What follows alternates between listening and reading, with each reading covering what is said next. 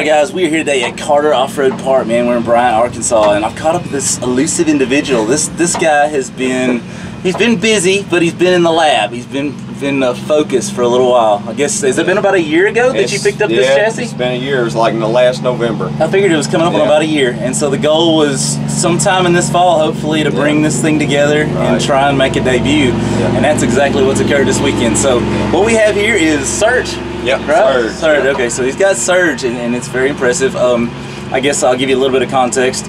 Blake, Psychotic Fab, had a truck that was a piece of a truck. It was a subframe. Anyway, you got a subframe together, and good work from Blake. Blake does really good work over Psychotic.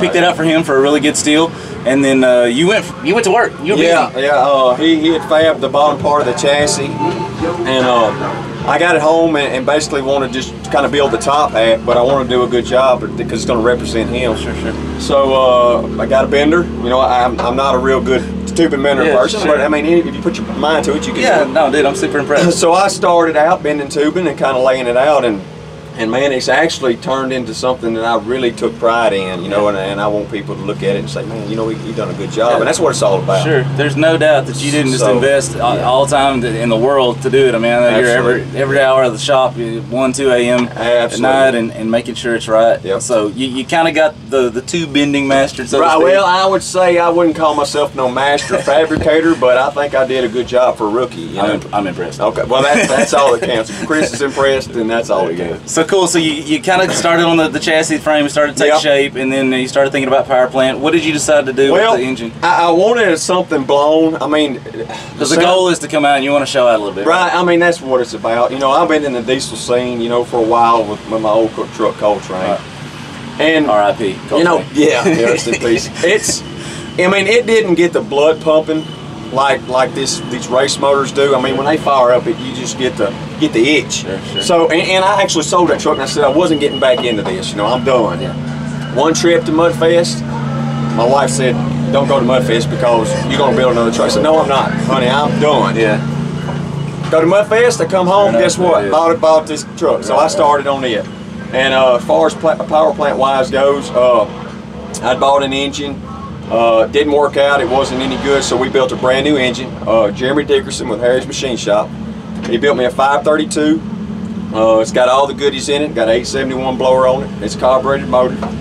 But I'm impressed so far. I mean, I haven't got to run it much, but the response is there. You know.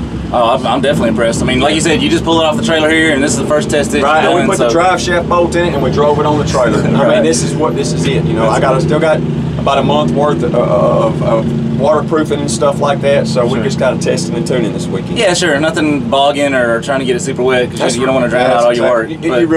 You'll take 5 minutes and ruin work that's took a year. Absolutely. 5 minutes. It's not worth it. So you took the 532, you married it up to a Powerglide? FTI, it's a stage 4 FTI Glide, got an FTI converter.